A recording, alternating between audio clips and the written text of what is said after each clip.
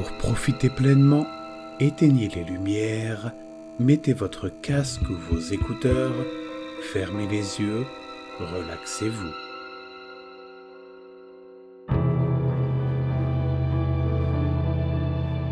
La créature.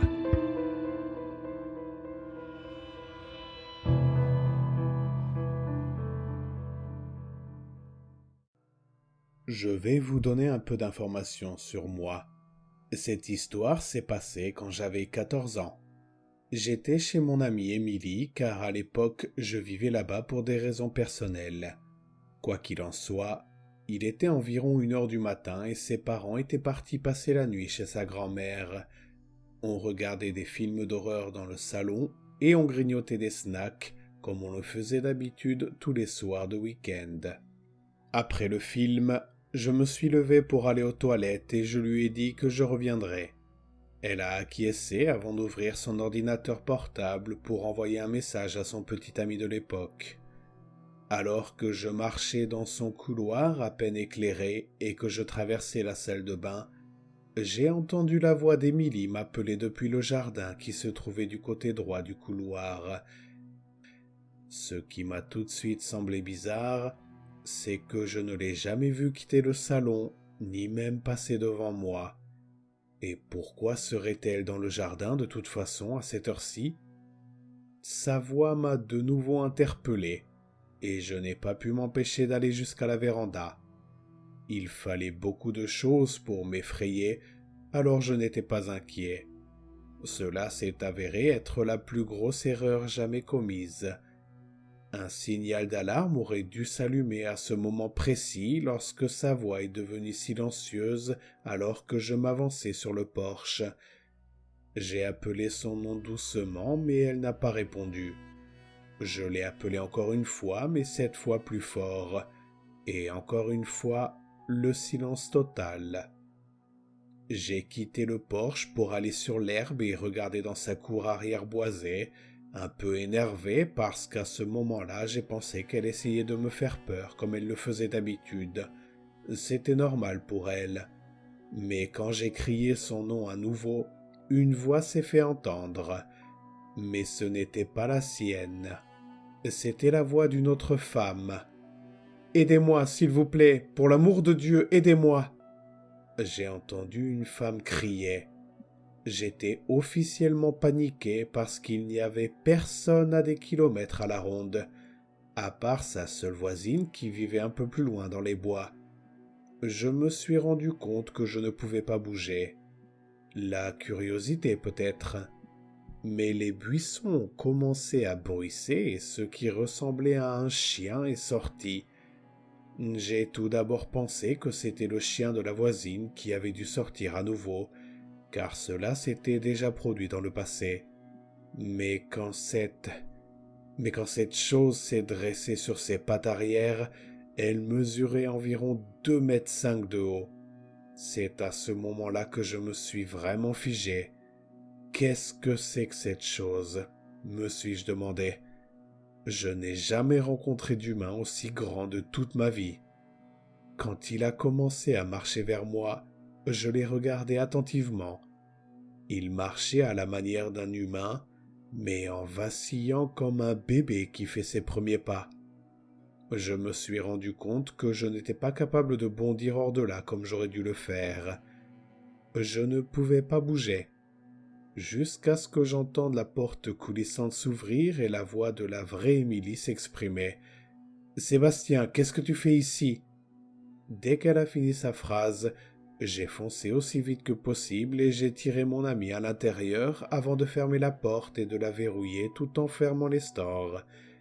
J'ai fait cela dans toutes les pièces, même au sous-sol. Fenêtres verrouillées incluses. Pendant ce temps, Émilie me criait dessus en me demandant ce qui se passait. Je lui ai pris le bras et je me suis précipité dans sa chambre avant de claquer la porte derrière nous. Lorsqu'elle a enfin réalisé à quel point j'étais terrifié et à quel point je tremblais, c'est seulement à ce moment-là qu'elle m'a demandé « Bon sang, Sébastien, qu'est-ce qui se passe ? On dirait que tu viens de voir un fantôme. Qu'est-ce qui s'est passé ?» me demande-t-elle. Je me suis enfin suffisamment calmé pour commencer à lui raconter ce que j'avais rencontré, mais avant que je puisse expliquer complètement ce qui s'était passé, j'ai entendu des coups extrêmes frapper à la fenêtre de mon ami, ce qui nous a tous les deux stupéfaits et nous avons tous les deux sursauté. J'ai murmuré « putain » quand j'ai réalisé que j'avais oublié de fermer ses stores. Je n'ai pas eu le courage de me retourner. Mais quand le visage d'Émilie est devenu pâle, je n'ai pas eu d'autre choix que de regarder derrière moi. Je regrette vraiment de l'avoir fait. Cette chose était là, dans la fenêtre de notre chambre. Je ne pourrais même pas commencer à expliquer à quoi elle ressemblait. Tout ce que j'ai trouvé, c'est que son corps était tordu comme celui de quelqu'un qui venait d'avoir un accident de voiture effrayant. Et il avait de la fourrure, beaucoup de fourrure. Ses yeux brillaient comme ceux d'un chat.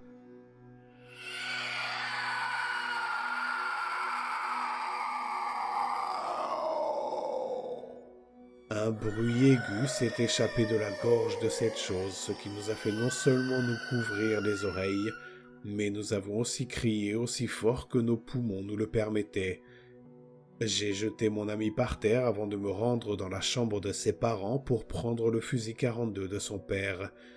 Mais quand je suis revenu, le bruit s'est arrêté, et cette créature avait disparu. Émilie se balançait d'avant en arrière en tenant ses genoux près d'elle, tremblant et pleurant hystériquement. Elle avait vu son visage aussi clairement que moi. Dire que nous étions absolument terrifiés serait un euphémisme. Le reste de la nuit, nous avons allumé toutes les lumières de la maison. Nous sommes restés blottis l'un contre l'autre dans le salon, le fusil sous mes jambes. Enfin, après ce qui m'a semblé être des décennies, le soleil s'est levé et ses parents ont franchi la porte. Presque instantanément, son père a remarqué nos expressions effrayées et son fusil sous mes jambes. Ils se sont assis et nous ont doucement demandé ce qui s'était passé. Lorsque je leur ai expliqué, ils ont échangé des regards inquiets avant d'annoncer que nous déménagions. Nous n'avons jamais demandé pourquoi. Nous étions simplement heureux de nous en aller. Nous avons déménagé le jour même dans la maison de vacances de ma famille, dans une ville très peuplée, avec peu ou pas d'arbres. Lorsque mes parents sont rentrés à la maison et que nous leur avons raconté, ils ont eu les mêmes réactions. Ils m'ont dit que je ne devais jamais sortir seul après la tombée de la nuit et que je devais rester à l'écart des zones boisées. Bien sûr, je n'ai jamais posé de questions. Aujourd'hui encore, je ne sais pas s'il s'agissait d'un skinwalker, comme le croient certaines personnes, ou si c'était un imposteur.